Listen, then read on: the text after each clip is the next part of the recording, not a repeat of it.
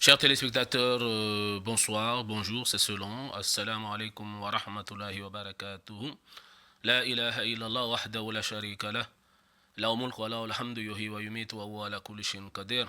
اللهم صل على محمد وعلى ال محمد كما صليت على ابراهيم وعلى ال ابراهيم وبارك على محمد وعلى ال محمد كما باركت على ابراهيم وعلى ال ابراهيم في العالمين انك حميد مجيد. Merci de me recevoir chez vous une fois de plus.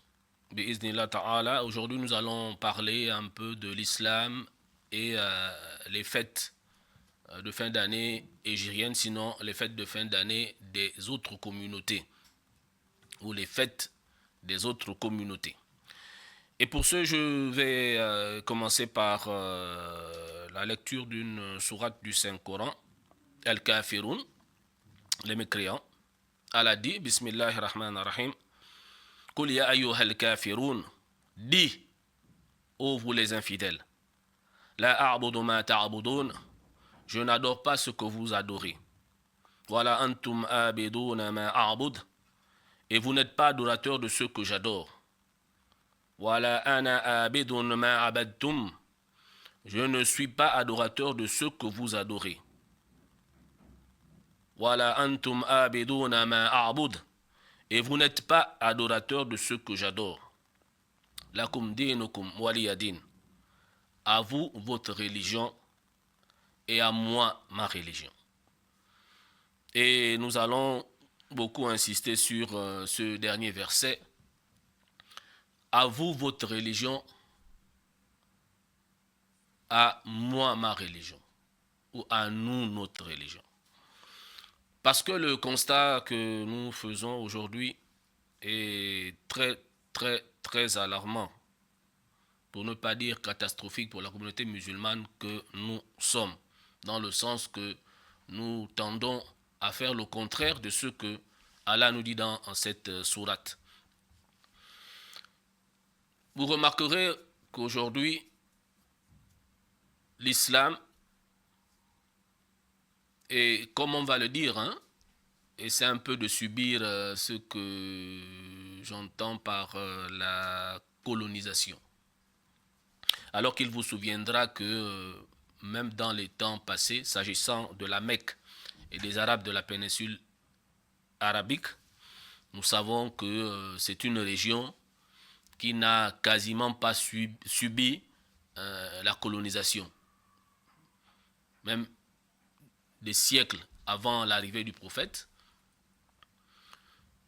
Et par la suite également, même quand l'islam a un peu baissé, c'est-à-dire que là où l'islam était au niveau de l'Europe, il y a eu des conquérants qui sont revenus pour voir ça, nous ramener à un niveau, mais ils ne sont jamais arrivés dans la péninsule arabique. Et même avant, comme je le disais, pourquoi? Parce que Allah nous enseigne, ou veut nous montrer que y a des colonisations, où il y a des attitudes, où il y a des actes que nous musulmans, nous ne devrions pas poser au risque d'être en porte-à-faux avec la religion d'Allah, avec la parole d'Allah, avec les pratiques du prophète Mohammed sallallahu alayhi wa sallam. Le prophète nous dit la différence entre le musulman et le non-musulman, c'est la prière. Mais beaucoup, nous n'assimilons pas exactement ce que le prophète a voulu dire, alors que c'est simple, très simple, voire même très simple. Revenons à notre sujet pour dire que nous sommes dans un mois fatidique, un mois où effectivement, à des niveaux, on ne se rend pas compte, où on a des fois du mal à comprendre qui est musulman et qui n'est pas musulman, concernant effectivement la fête de Noël et la fête de fin d'année appelée encore la Saint-Sylvestre. Je voudrais dire à la communauté que la fête de Noël ne concerne pas les musulmans. Et c'est une fête, on va le dire, il faut appeler le chameau par son nom. C'est une fête qui fait office d'adoration pour les Nasara. Même la fête de fin d'année appelée Saint-Sylvestre, que les gens appellent notamment, ou fête le réveillon, etc. Ce sont des fêtes qui font acte d'adoration. Et c'est ainsi pour la plupart de leurs fêtes. Pourquoi? Parce que même en islam, Allah dit au prophète de dire aux musulmans que nous avons deux fêtes, deux célébrations, deux grandes célébrations à faire pendant la fête de Ramadan et pendant la fête de la Tabaski. Eid al-Adha, la fête du sacrifice. Et vous savez qu'en islam, lorsque nous faisons une fête, comme la fête de Ramadan, c'est une adoration. Je ne vais pas revenir sur ce que Allah Azawajal, à travers le prophète Mohammed sallallahu alayhi wa sallam, nous dit par rapport à la prière de la fête, par rapport aux actes que nous devons faire. Et nous savons qu'à chaque étape, dès qu'on se réveille, après la prière, par exemple de 5 heures, pour ceux qui sont repartis un peu dormir comme nous autres, il y a des principes à respecter. On dit par exemple avant d'aller à la prière de Ramadan, si on a jeûné, hein, je crois, on doit prendre quelque chose avant d'aller à la fête. Contrairement à la grande fête de la Tabaski, je crois, avant d'aller à la prière, on ne doit rien prendre. Et le prophète nous a recommandé que c'est mieux pour nous que de revenir de la prière et de commencer à savourer la viande du sacrifice qu'on aurait effectué ce jour-là. Et la prière. Et après la prière, ce qu'il y a à faire, ce qu'il y a à machin, même les visites qu'on dit, le prophète dit également, faites-vous des cadeaux, etc., etc., allez visiter les parents, tout ça, ça fait acte d'adoration. C'est des adorations, c'est pas les imams qui vont me démentir. Donc, ces fêtes-là, c'est des célébrations, c'est vrai. La fête du sacrifice, on se remémore Ibrahim, alayhi salatu wassalam, Abraham, avec machin, Allah nous a dit faites machin. C'est des adorations, est-ce que vous voyez? Donc, vous voyez que à ce niveau, on est dans un cadre strictement spirituel et qui respecte nos valeurs, qui respecte notre spiritualité, qui respecte les injonctions d'Allah Azawajal et les recommandations du prophète Mohammed sallallahu alayhi wa sallam.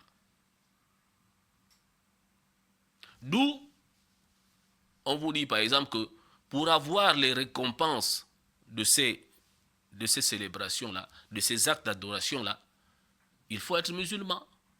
Il faut ceci, il faut cela, il faut cela. Et la condition d'abord, sine qua non, même au niveau, par exemple, du mois de Ramadan, et donc par la suite également, là, sa célébration, tout ce qui se fait autour, Zakatul Fitr, etc.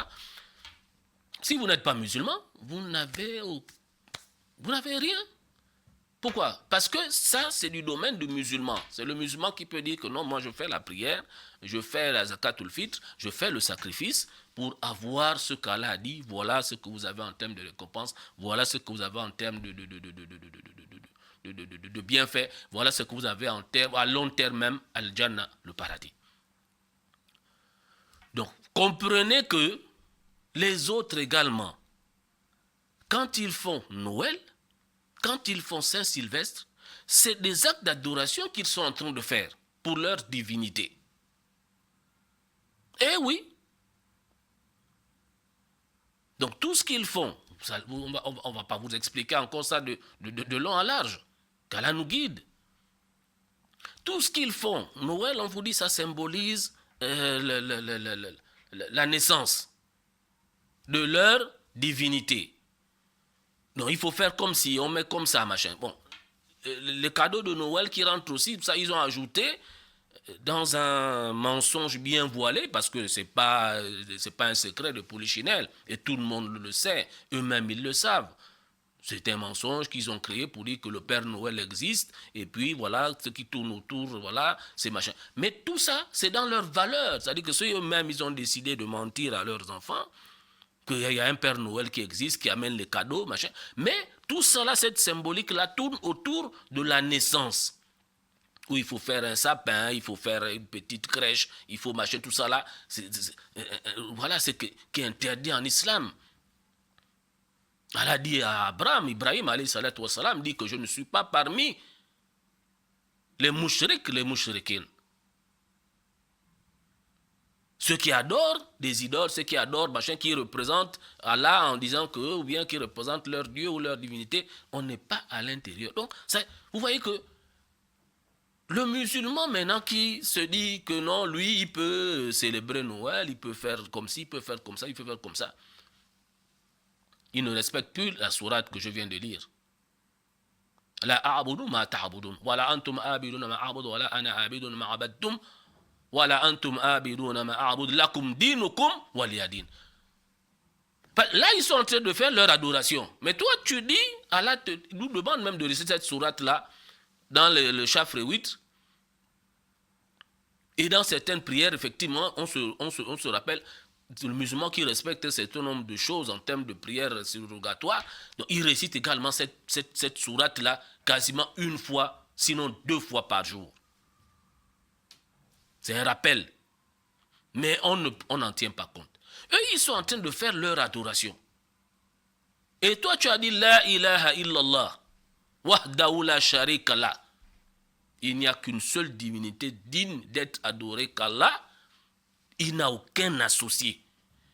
Mais toi, maintenant, tu vas faire la célébration, tu vas faire les actes d'adoration de une autre divinité que là-bas on a associée ou qu'on a dit que comme ci, comme ça, comme ça. Normalement, le bon musulman, qu'Allah facilite, qu'Allah nous pardonne et qu'Allah nous guide. Le bon musulman devait avoir en horreur une célébration, une fête, ou je ne sais pas trop quoi, où on célèbre autre qu'Allah Azzawajal.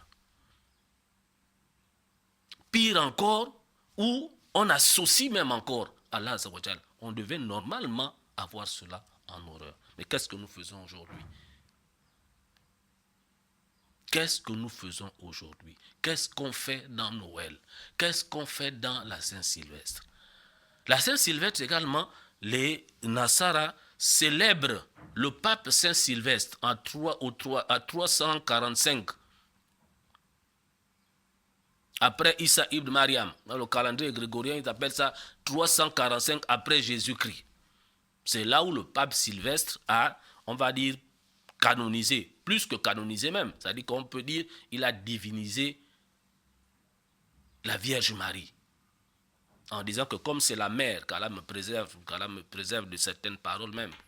Vous connaissez la suite. Comme c'est la mère, donc il faut aussi qu'on l'adore, il faut aussi qu'on la loue, il faut qu'on la représente également aussi sous forme de statuettes, etc., etc. C'est lui qui a mené ces réformes-là dans leur communauté. Et donc la Saint-Sylvestre, c'est pour célébrer ça, c'est pour l'applaudir, c'est pour dire que oui, il a bien fait, il a marché. C'est ça la Saint-Sylvestre. Musulmans, nous faisons quoi dedans? Nous, on a nos 2 fêtes. La fête du mois de Ramadan et la grande fête, la Tabaski, qui se déroule lors du pèlerinage. Voilà nos couloirs. Mais regardez comment Shaitan est en train de nous avoir. Regardez comment Shaitan est en train de réaliser sa promesse. Où il a dit à Allah, ok, puisque tu m'as induit en erreur, je vais les attirer vers moi et ils vont me suivre en enfer. Qu'Allah nous en préserve. Et vous savez que Allah dit dans le Saint-Coran qu'il pardonne tous les péchés sauf l'associationnisme. Mais quand nous allons célébrer là où on associe Allah, quand nous allons célébrer des choses que Allah a interdites, on est à quel niveau? On est à quel niveau? Dites-moi, mes frères. Excusez-moi, qu'Allah nous pardonne nous tous. Excusez-moi mes frères, excusez-moi mes sœurs. Nous sommes à quel niveau? Quand un musulman a le goût, comme on dit, il a le goût de célébrer quelque chose qu'Allah lui a dit que ça là. On ne dit pas ça d'Allah. On ne dit pas qu'il se fait lam yalid wa lam yulad wa lam yakul lahu kufuwan ahad. Il n'a pas engendré et n'a pas été engendré et nul n'est égal à lui. Allah Azza wa Jal, Ar-Rahman, Ar-Rahim. Toi, tu vas célébrer. Tu es content parce qu'on dit qu'il est né. Et c'est le jour là où il est né là qu'on doit faire Noël, qu'on doit faire comme si toi tu es dedans. Musulman, tu as dit La ilaha illallah Muhammadur Rasulullah. Le débat aujourd'hui, on est machin, on est en société, non, on est dans une société laïque. Société laïque, ça ne veut pas dire qu'on doit mélanger ce qu'on ne doit pas mélanger. Nous connaissons les principes d'autres religions. Nous savons que chez nous, c'est l'unicité. Nous savons qu'Allah interdit cela. Allah dit, lorsque les gens commençaient à dire que Allah s'est fait ou qu'il est descendu, il dit que les cieux et la terre ont failli se déchirer, se fendre. Tout a voulu voler en éclats. Le jour même, ils ont attribué à Allah un enfant. Voilà, nous musulmans. Il y en a qui font des économies. Hein. Il va économiser 1 million pour Noël. 2 millions pour Saint-Sylvestre. Ramadan, Zakat ou Fitr, il va enlever 2, par kilo, là, par machin, tout, ça va faire au trop. Même quand tu as une famille de 5 gosses ou de 6 gosses, ça va faire 50 000 francs. C'est ce qu'il donne. Et puis, peut-être les 50 000, les 100 000 pour manger, c'est ce qu'il dépense. C'est ce qu'il dépense pour sa fête, là où Allah lui a demandé de faire. Mais là où Allah l'a interdit, là, lui dit que tu ne dois même pas participer, tu ne dois faire rien de cela. Là-bas, il dépense des millions. La tabaski arrive, on dit, quand le musulman a les moyens, il doit égorger. Et c'est en fonction des revenus que vous avez. Si vous avez des centaines de mille, si vous êtes millionnaire, si vous êtes milliardaire, vous n'allez pas égorger un mouton de 150 000 francs. C'est vrai, c'est le minimum si vous arrêtez là. Mais, comment vous allez expliquer à Allah qu'à Saint-Sylvestre, tu as dépensé 2 millions et à la Tabaski, tu as seulement tué le mouton de 150 000 francs alors que tu as des centaines de mille ou tu as des millions ou tu as des milliards. Vous voyez comment Shaitan nous met l'illusion dans nos cœurs que nous sommes réellement musulmans alors qu'à ce niveau-là, au lieu que nous disons la koum dinokoum, à vous votre religion, c'est maintenant à nous votre religion. Qu'Allah nous en préserve. Et comme je le disais précédemment dans un autre programme, je ne sais pas à la radio ou à la télé,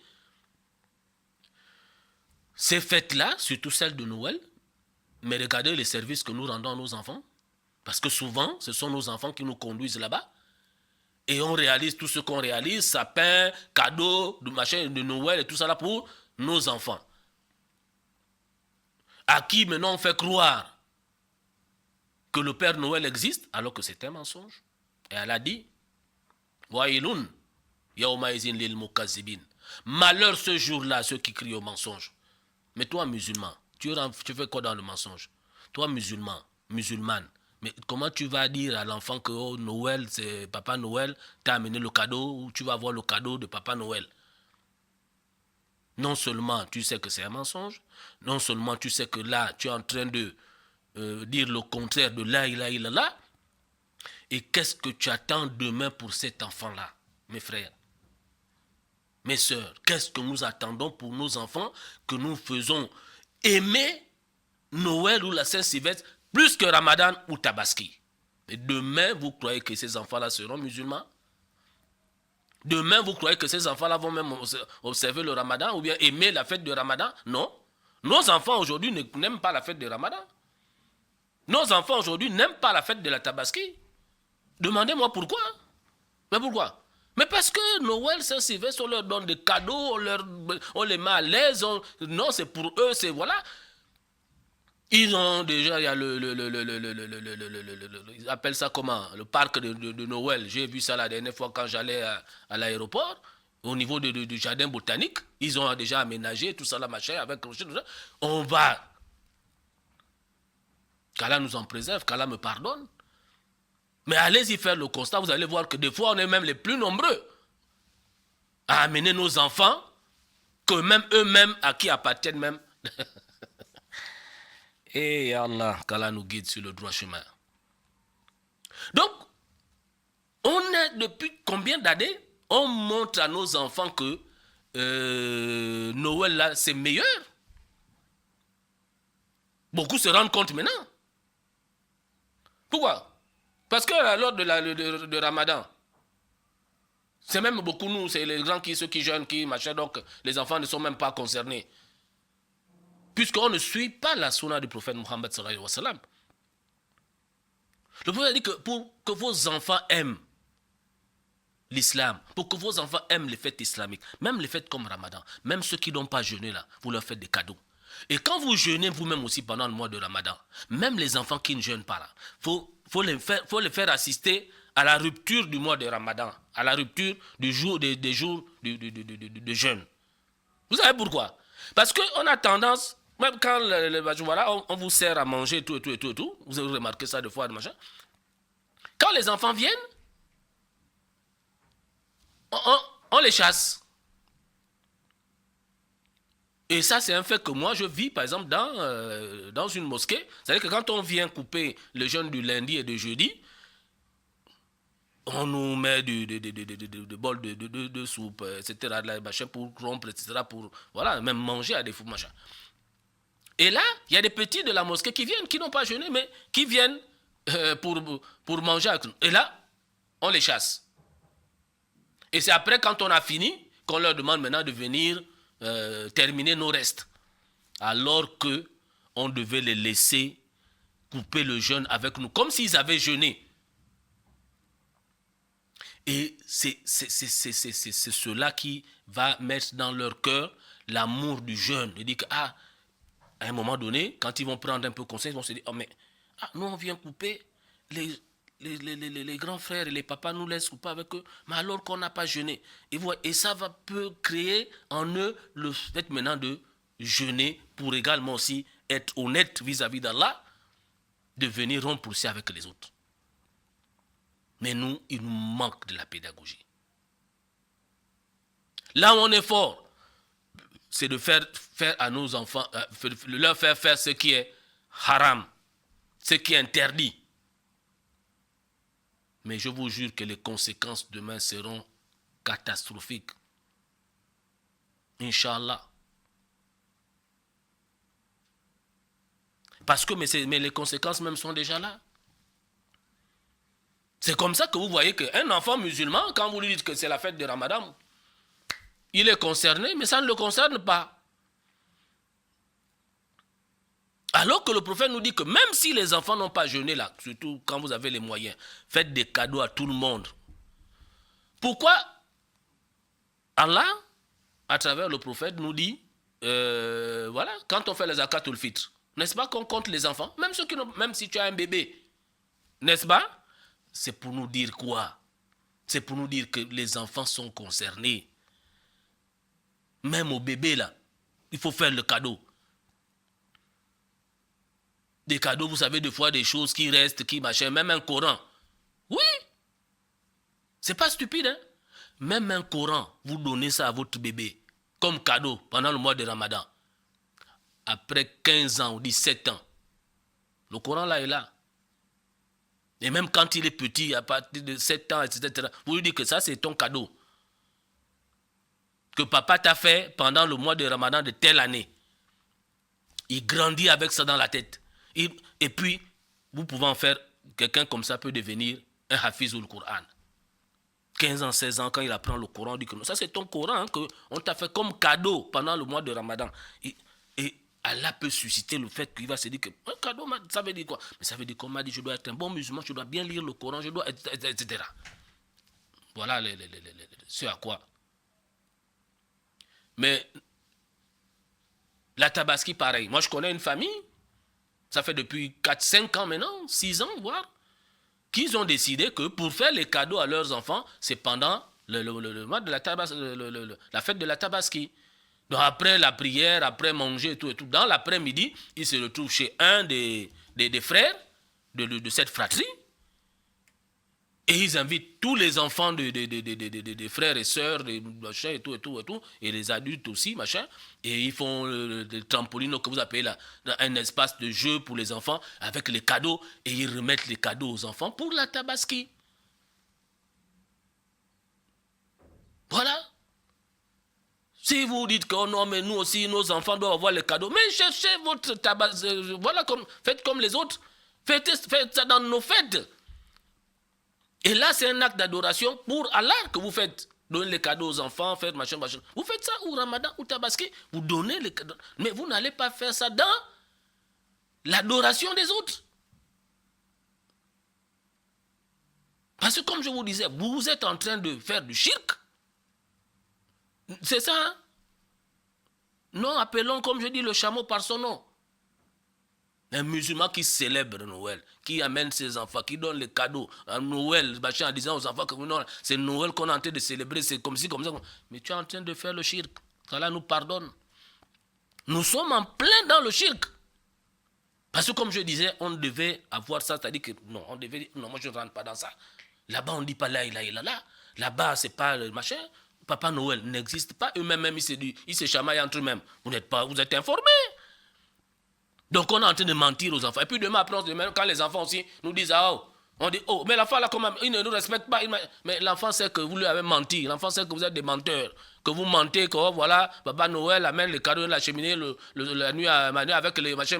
Demain, après-demain, les enfants à partir de 12 ans, 11 ans, aujourd'hui, ils sont sur les PlayStation et tout, ils sont sur les ordinateurs. Nous, là, quand on a un problème de portable, c'est les enfants qui viennent, machin. Après, ils se rendent compte que mais vous êtes des menteurs. Vous leur mentez, des jours, vous les prenez pour des machins, tout ça. Ils vont nous respecter comment? Après, on se plaint. Demain, après-demain, on se plaint. Voilà. Oh, mais l'enfant là, machin, les enfants là ne font pas la prière, ils ne font pas le ramadan. Mais vous leur avez démontré que ramadan, tabaski, tout ça là, c'est pas important pour eux. Ce qui est important pour eux, ils doivent être en joie, machin, c'est Noël. Et Noël, là-bas, on leur impose rien. C'est libre service, c'est pas d'effort et tout. Vous voyez comment Shaitan est en train de nous égarer. Parce que nous sommes les premiers à dire, oh non, nous sommes, c'est la société, c'est pour les enfants, c'est mais non, vous aussi vous exagérez, voilà, non, l'islam c'est pas ça, l'islam il ne faut pas être dur. C'est pas affaire d'être dur, c'est pas affaire de l'islam, c'est pas ça. Pourquoi l'islam c'est pas ça? Parce que l'islam vous dit que quand vous faites quelque chose qu'Allah interdit, les conséquences sont dramatiques. Je l'ai dit également lors d'un précédent programme. Je dis, mais nous sommes des criminels. Vous savez pourquoi? Parce que quand tu entraînes tes enfants à aimer ce qui n'est pas la religion, à célébrer des concepts qui sont en porte-à-faux avec la ilaha illallah, et que demain ces enfants-là n'aiment plus leur religion, ils aiment plutôt la religion des autres, mais ils ne sont plus musulmans. Ils ne sont plus musulmans.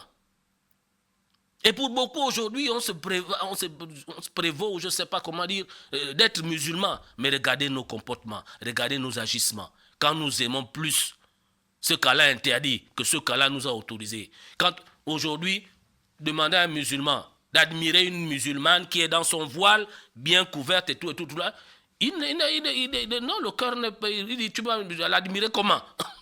Mais tu dois l'admirer.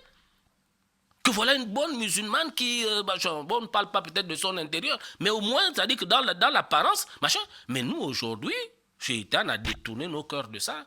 On admire qui maintenant? On admire les autres qui s'habillent de la façon dont Allah interdit. Quand une femme est dans son jean moulé, c'est là où tu admires. Tu dis, là, elle est canon. Quand elle est dans une mini, elle est cuisse dehors, les épaules, tous les seins, on voit et tout. C'est là où tu dis, alors que tu devais dire Aouzubillah. C'est là où Allah te dit, baisse le regard. Même si tu as vu la première fois, mais tu baisses le regard. Mais regardez comment nous sommes aujourd'hui. Et la musulmane que tu devais apprécier pour dire, oh, mais elle est bien habillée, oh, elle a son voile, machallah, alhamdulillah, qu'Allah lui augmente la foi, qu'Allah lui... On dit, mais elle est habillée, bon, ça c'est les affaires de... Vous croyez que notre cœur là est vraiment... Oui, on a le cœur de musulman, mais on n'a pas le cœur de croyant. Mais Allah va nous demander des comptes. Allah va nous montrer que finalement, donc, notre cœur, on n'appréciait pas l'islam, on appréciait autre chose. Et comment on appelle un musulman qui apprécie autre chose au lieu d'apprécier ce qu'Allah lui a donné? Et aujourd'hui, vous allez voir dans la plupart même des actes et des faits et des célébrations que nous faisons, c'est-à-dire que s'il n'y a pas une touche de mécréance dans nos mariages, dans nos anniversaires même, déjà c'est interdit. Mais nous faisons les anniversaires. Et même, comme je dis, dans même l'anniversaire que nous faisons, il y a toujours la touche de mécréance. Regardez dans tout ce que nous faisons, notre façon de nous comporter. Arrivé à la maison, on passe 1 heure de temps, 2 heures de temps en train de regarder le match de football. Combien on fait un jour après le journal, puisqu'aujourd'hui aussi, on nous a dit qu'il faut suivre le journal obligatoire. Hein, c'est maintenant que voilà. On a mis ça même au rang des hadiths ou de sunna. Maintenant, après ça, qui a fait un jour dire que bon, j'ai fini de suivre le journal, je suis musulman, je prends mon Coran de 21h à 22h, je regarde un peu le livre des hadiths ou de 22h à 23h, et puis après je m'en vais dormir. Non, c'est le ballon, c'est les séries, qui n'ont rien à voir des fois, qui nous apportent rien en termes d'adoration, en termes de croyance, en termes de connaissance, etc. Vrai ou faux? Et on fait ça tous les jours, du lundi au dimanche. Mais on est musulman, ou on pense qu'on est croyant. Mais demain, on va nous demander des comptes. Quelle façon de... On ne vous interdit pas parce que, oh non, oui, on n'a pas dit que le ballon... Non, on n'a pas dit que peut-être le ballon est interdit. Mais avec le ballon, c'est que le ballon fait maintenant là, sur le cœur des musulmans, sur le machin. Parce qu'il y en a qui adorent maintenant le ballon. Il y en a qui adorent maintenant le ballon. Au point qu'on est même tenté de dire que mais c'est interdit. Parce que si le ballon maintenant t'empêche de faire la prière, si le ballon t'empêche d'avoir la connaissance de ta région qui te permet de faire ce que le prophète t'a recommandé de faire et de laisser ce qu'Allah t'a interdit de faire, mais c'est que voilà, c'est le ballon qui devient maintenant ta divinité, ta passion.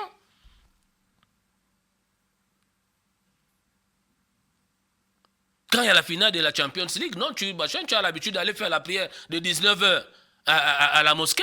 Mais comme tu sais qu'en allant à la prière de 19h à la mosquée, tu vas arriver presque la première mi-temps à la maison, la première mi-temps aura déjà commencé, tu vas perdre 20 minutes de Messi, Ronaldo, de Kamavinga, de tout ce que vous connaissez.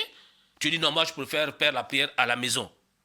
Mon frère, il y a des savants qui vont te dire que ce que tu viens de faire, c'est un grand péché. Et pourtant tu pries à la maison. Mais tu as laissé la recommandation du prophète qui d'aller faire la prière du matin et de la nuit à la mosquée. Pourquoi? Parce que tu veux suivre le début de ta finale de Champions League. Messi ne te connaît pas. Kamavinga, il n'aura jamais de toute sa vie aucun souci que tu t'appelles Moussa, Ousmane, rien. Mais Allah va te demander des comptes. Tu avais refusé de venir m'adorer à la mosquée à cause de Kamavinga, non? Oui, Yaoum al-Kiyama demande maintenant à Kamavinga de te mettre au paradis. Qu'est-ce qu'on va répondre, mes frères? Qu'est-ce qu'on va répondre, mes sœurs?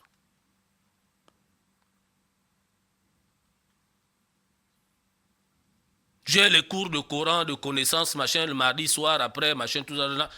Aujourd'hui, c'est Real qui va jouer, donc non, je ne pars pas au cours, je vais aller au cours le mardi prochain, parce que je dois suivre le foot.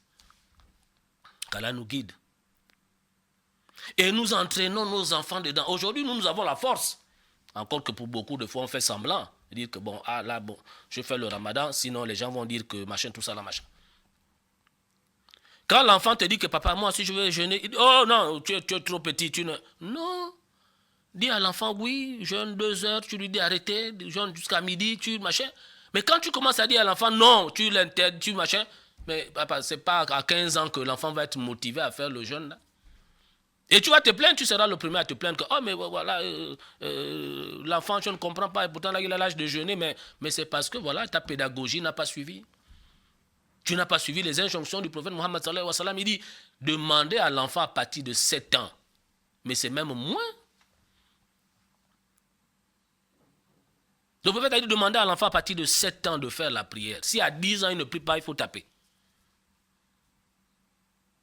Non, on dit que non, les blancs disent que non, on ne tape plus les enfants, machin. Non. Mais taper, on n'a pas dit qu'il faut taper l'enfant comme une base de baseball ou bien je ne sais pas trop quoi. Il y a même le geste. Aujourd'hui, les petits enfants, même quand on fait souvent le geste seulement, l'enfant pleure. Il sait que là, papa a voulu me taper, tout, voilà, et après tu le conseilles. Il y a plusieurs méthodes de taper. Et quand on tape aussi, le prophète a dit qu'il faut éviter de faire du mal, machin. Mais les enfants, machin, il faut avoir des techniques de montrer à l'enfant. Mais aujourd'hui, l'enfant a même 3 ans, 4 ans, il vient sur ton tapis de prière pour faire la prière avec toi, tu chasses l'enfant. machin. L'enfant a 6 ans déjà, 7 ans, 6 ans, 5 ans, il est bien machin, tu l'as envoyé à l'école coranique, il récite un peu du Coran, machin. Tu dis non, ne prie pas, tu n'as pas encore l'âge. Non, ça c'est shaitan. Mais tu es en train de faire en sorte que ton enfant n'ait plus le goût de faire la prière, même après. 10 ans, tu le regardes. 7 ans, vous regardez les enfants qui ne prient pas. Vous les regardez.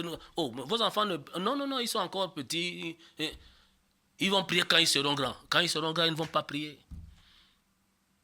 Et des fois, même quand on les voit prier, quand ils sont grands, là, il n'y a pas le goût. C'est juste le mimétisme. Puis pour dire, pour qu'on leur dise, qu'on m'appelle toujours Moussa, Ousmane, ou machin, tout ça.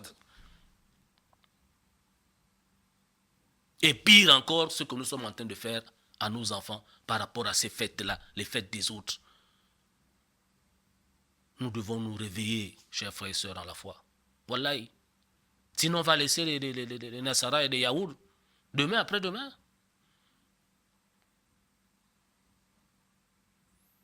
Et nous serons des criminels. Comme beaucoup parmi nous le sont aujourd'hui. qu'Allah nous amène vers le repentir. Quand tu prends ton enfant, tu dis que non, c'est l'école des Blancs, là, c'est ça la réussite. Les oustas, les imams, les frères te disent, montre aussi un peu à l'enfant le Coran. Non, ça va l'embrouiller. Il termine d'abord, machin. Bon, quand il termine le doctorat, il termine le PhD. Mais tu comptes sur quel miracle pour que cet enfant-là maintenant dise que bon, oui, ok, j'ai fini mon doctorat, mon PhD. Il a 30 ans, 35 ans, parce que chez nous, les Noirs, bon, vous savez que deux fois, machin. Bon, aujourd'hui aussi, même, on a des cas qui, machin, ok, au trop, 27 ans, 28 ans, il a terminé son doctorat, il a terminé son PhD, il a terminé son... Mais même là encore, 28 ans, quand il a terminé le PhD ou le doctorat, disons le doctorat, il veut avoir le professorat.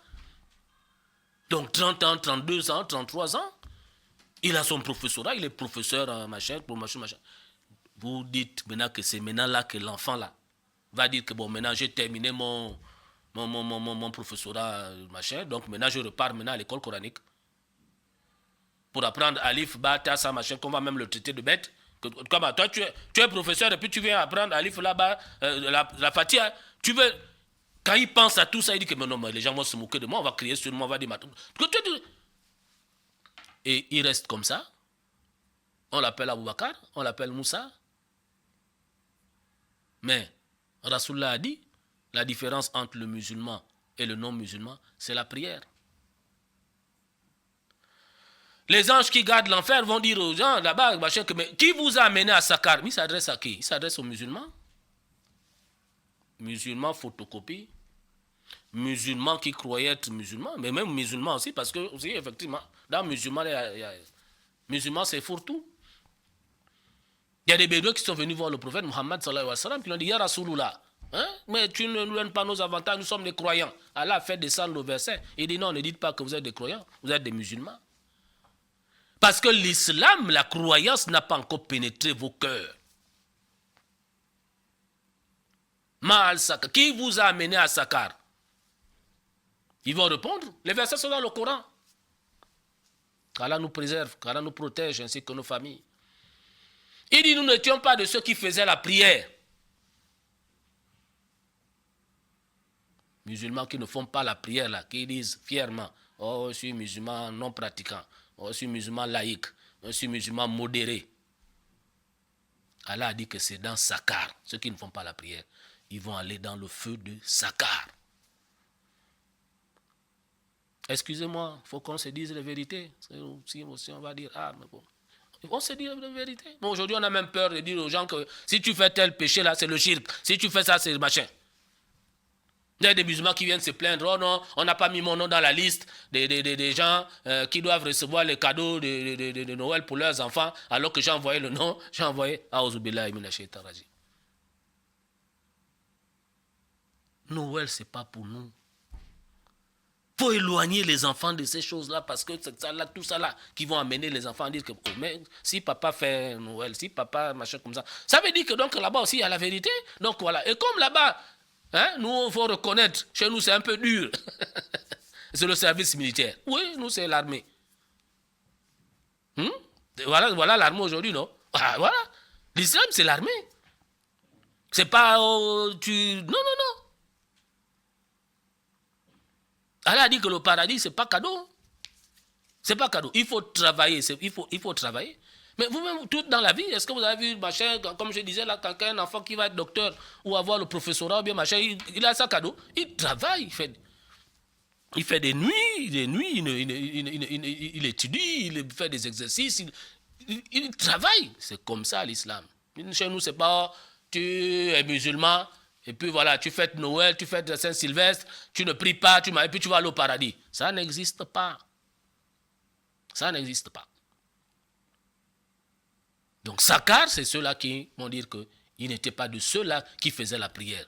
Ceux-là qui ne faisaient pas la prière parmi les musulmans, c'est ceux qui disaient que voilà, il est musulman non pratiquant, il est musulman modéré, il est musulman laïque. Et qui est à l'origine de ça, c'est nous les parents qui avons entraîné nos enfants dans ça. On ne leur a pas montré l'islam, on ne leur a pas montré machin. Mais quand tu es la conséquence, quand tu es la cause du fait qu'un musulman se retrouve dans Sakar, c'est que tu es un criminel. C'est que nous sommes des criminels. Qu'Allah nous fasse comprendre le Tauba. Le prophète dit que le meilleur des fils d'Adam, c'est celui qui se repent. Repentons-nous, mes frères. Repentons-nous, mes sœurs. Et il n'est pas trop tard de recommencer à faire le bien, de dire que voilà, ça là, ici, je suis dedans, je dois sortir de là. Mes enfants, voilà, je dois enseigner à mes enfants l'islam. Parce que yawma al-qiyama, yawma yafirul mar'u min akhi wa ummihi wa abi wa sahibatihi wa bani. Le jour où les enfants, voilà, les enfants vont fuir le père va fuir les enfants, la mère va fuir les enfants vont fuir la mère, etc., etc. Ah bon? C'est quel genre de famille? Mais c'est les familles où on n'a pas appris les enfants la religion.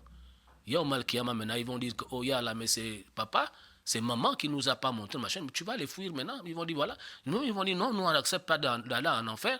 Si eux aussi, parce que c'est eux qui nous ont pas montré la religion pour qu'on t'adore, là. Mais regardez comment Shaitan, aujourd'hui, on dépense des centaines de mille pour amener l'enfant dans l'école la plus chère, l'université la plus chère. On prend tout. S'il faut payer les cahiers d'1 million, on paye. Ordinateur, ils ont besoin d'ordinateurs, ils ont besoin de ceci, on paye. Ils ont machin, ils doivent aller voir l'ophtalmo, les lunettes coûtent de 2 millions, on paye. Pourquoi? Pour que l'enfant devienne docteur en mathématiques ou en arithmétique. A contrario, on ne fait rien pour montrer à l'enfant la ilaha illallah pour qu'il fasse sa prière également. Vous croyez que vous avez fait quoi? Vous n'avez rien fait. Et cet enfant à qui vous avez donné cet amour-là, pour qu'il réussisse seulement dans cette vie, il sera votre premier adversaire, Yawm al-Qiyamah. Il serait parmi les premières personnes à vous détester comme on ne déteste personne d'autre dans le monde. Vous imaginez ça? Oui? Pourquoi? Parce que vous ne lui avez pas montré comment faire la prière. Parce que vous ne lui avez pas montré comment une musulmane, machin, doit se voiler, une femme musulmane doit se comporter, doit aimer sa religion, doit aimer son... Parce que vous avez oublié que le plus important, c'est Yawm al-Qiyamah, où on va rendre des comptes. Imaginez-vous ça un peu, mes frères et sœurs à la fois. Imaginez-vous ça un peu. Regardez comment on aime nos enfants. On leur donne tout. Téléphone, machin, tout, l'éducation, tout. Mais si on ne leur a pas montré aussi l'islam, s'ils meurent sans faire la prière par notre faute, la personne qui vont détester le plus Yawm al-Qiyamah, ce sera nous. Ce sera nous. Mais comment on se laisse duper comme ça par Shaitan? Comment on se laisse avoir comme ça par ce monde éphémère? Noël, Saint-Sylvestre, on n'a rien à faire dedans, ce n'est pas pour les musulmans. Nous, on a nos choses. Mais aujourd'hui même, quand on fait le mariage, si on ne fait pas le mariage comme les mécréants là, le musulman n'est pas d'accord. La musulmane n'est pas d'accord. Elle doit s'habiller comme machin, elle doit faire machin.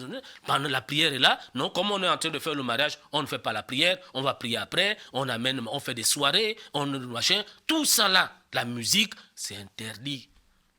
Mais comment on veut avoir un mariage béni quand dans tout ce qu'on est en train de faire, c'est interdit? On désobéit même à Allah en disant qu'on ne fait pas la prière ou on retarde de faire la prière parce qu'on est en train de faire le mariage. Qui a dit ça?